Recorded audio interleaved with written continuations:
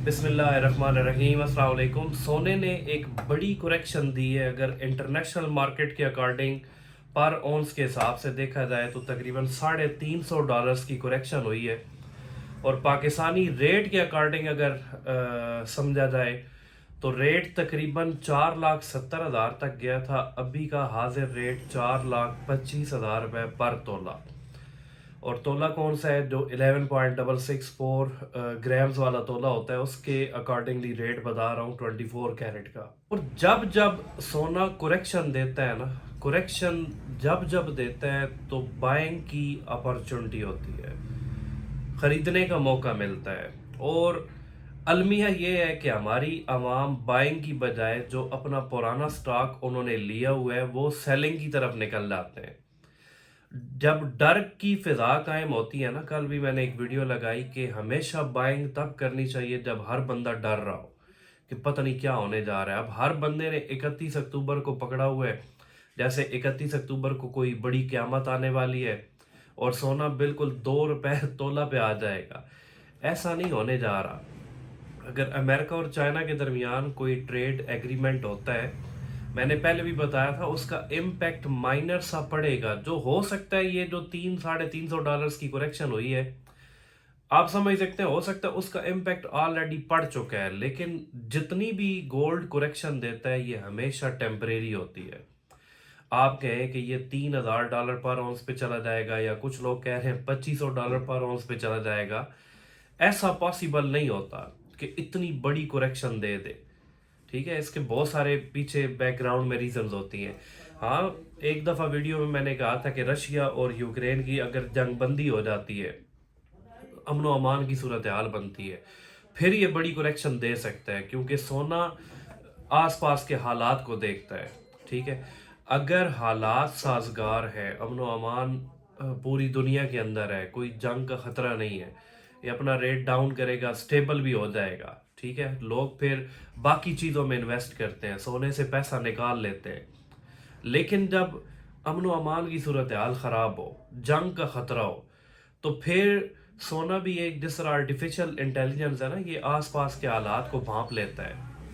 तो फिर हर बंदा दौड़ता है सोने की तरफ, फिजिकल गोल्ड की तरफ। जब परचेजर बहुत ज़्यादा हो जाते हैं क्योंकि लोग इसे समझते हैं ये सेफ है मन है, तो फिर सोने का रेट बढ़ जाता है। तो बजाय इसके हम बेचने की तरफ जाए, और कुछ लोग इतने डर चुके हैं कि उन्होंने अगर 440 पे खरीदारी की है, 430 रेट आ गया, उन्होंने सेल आउट कर दिया।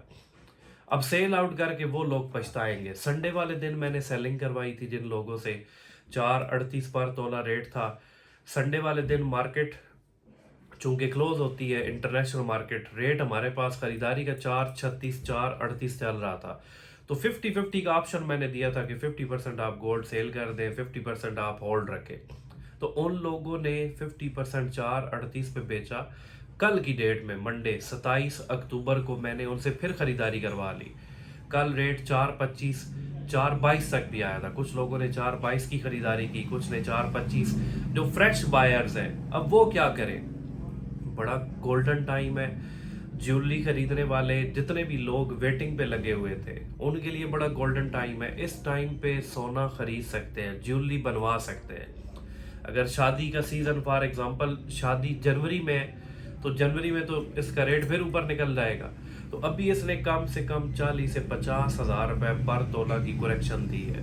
और सोना जब भी करेक्शन देता है हमेशा ये टेम्परेरी होती है।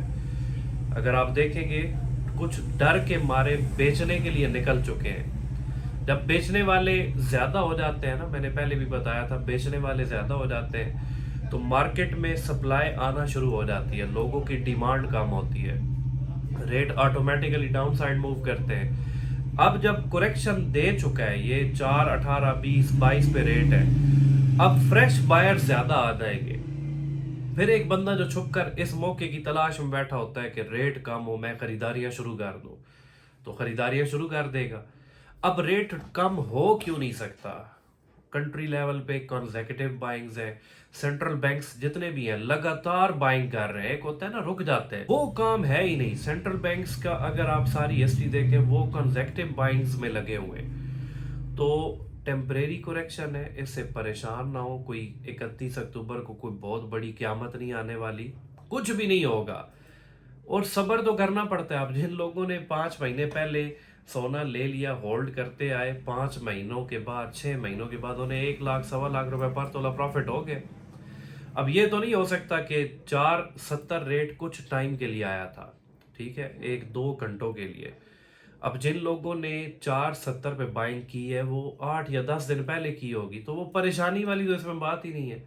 अगर 8-10 दिन पहले की है तो मैंने बार बार बताया था कि अभी लॉन्ग टर्म बाइंग की तरफ जाना है। शॉर्ट टर्म बायर्स को बार बार मना किया था कि जिसने सोना लेना है लॉन्ग टर्म बाइंग वो कर सकता है, तो वो होल्ड रखें, इंशाल्लाह इससे भी ऊपर रेट चला जाएगा। और परेशानी की बिल्कुल ज़रूरत नहीं है। और आसपास ये जो जितने हैं ना कि ये 31 अक्टूबर को ये सिर्फ व्यूज़ लेने के लिए होता है, तो आप रिलैक्स रहे, कुछ भी नहीं होने वाला। चांदी वाले भी रिलैक्स रहे। चांदी की मार्केट, और चांदी तो हमेशा ली लॉन्ग टर्म के लिए जाती है, क्योंकि मेरी हर वीडियो में आपको एक ही पैगाम दिया जाता है कि चांदी में एक तो वो पैसा लगाएं जो बिल्कुल फालतू है, ठीक है। सोना और चांदी आप एज इंश्योरेंस लेना, आप थोड़ी सी अमाउंट 50%, 40%, 60% सेविंग में से निकाल के रख दे। जिस तरह इंश्योरेंस होती है ना, 8-10 साल के बाद पेमेंट मिलती है, आप लंबे अरसे के लिए इंश्योरेंस समझ के साइड पे रख लें। तो अगर आपने 5 लाख का लिया होगा, 5 साल का प्लान इंश्योरेंस का होता है, 10 साल का होता है, आप समझ लीजिए आपने 10 साल का प्लान ले लिया है, तो 5 या 10 लाख आपने लगाया हुआ है ना, 10 साल के बाद अगर आपने 10 लाख इन्वेस्ट किया है तो ये आपका 30 लाख हुआ पड़ा होगा। तो हमेशा माइंड सेट ये रखा करें लॉन्ग टर्म के लिए, ठीक है। शॉर्ट टर्म वाले भी ले सकते हैं, लेकिन अगर उनके पास होल्डिंग कैपेसिटी 3 माह की हो तो फिर वो खरीदारी करें, क्योंकि अगर आज रेट 4.25 है वो ले लेते हैं, $100 मार्केट और नीचे जाती है तो वो तो फंस जाएंगे। 4.10 पे रेट आता है वो फंस जाएंगे अगर उनके पास पैसा ही हफ्ते के लिए। कुछ लोग ऐसे हैं किसी और से पैसा लिया, कुछ दिनों के लिए लिया, सोना ले लिया। बहुत बड़ी बेवकूफ़ी की। बेवकूफ़ी इस लिहाज से की कि सोने ने तो करेक्शन देनी थी, एक अपना ऑल टाइम हाई लगा दिया। हर बंदा भी कह रहा था ये करेक्शन देगा। मैंने भी कुछ वीडियोस के अंदर बताया था, ग्रुप्स के अंदर भी मैसेजेस किए थे कि सोना करेक्शन देगा $200, $250, लेकिन अब ये $350 की करेक्शन दे चुका है। हो सकता है $100 की और दे दे, ठीक है। तो शॉर्ट टर्म वाले फंस सकते हैं, वो बिल्कुल ना इन दिनों में बाइंग करें और ना इन दिनों में सेलिंग की तरफ जाएं, वो बिल्कुल साइलेंट हो जाएं, थोड़ा स्टेबलाइज होने दें। अब जिनके पास पैसा पड़ा हुआ है वो लॉन्ग टर्म के लिए बगैर देखे सोचे समझे आज की डेट में भी ले सकते हैं। और कुछ लोग कमेंट करते हैं ना कि उनको मरवा दिया है, वो फंस गए हैं। वो यार फिजिकल गोल्ड में बैठे हुए हैं, वो कौन से मार गए हैं? क्रिप्टो वाले तो नहीं है या बिटकॉइन वाले तो नहीं है कि मार्केट डाउन हुई, क्रैश हुई तो उनके अकाउंट वाइट वॉश हो गए। तो हम तो सेफ साइड पे बैठे हुए हैं, हमने तो अपना सोना चले रेट डाउन हो गया उठाकर साइड पे रख दें, टेंशन लेने वाली बात ही नहीं है। Thank you so much.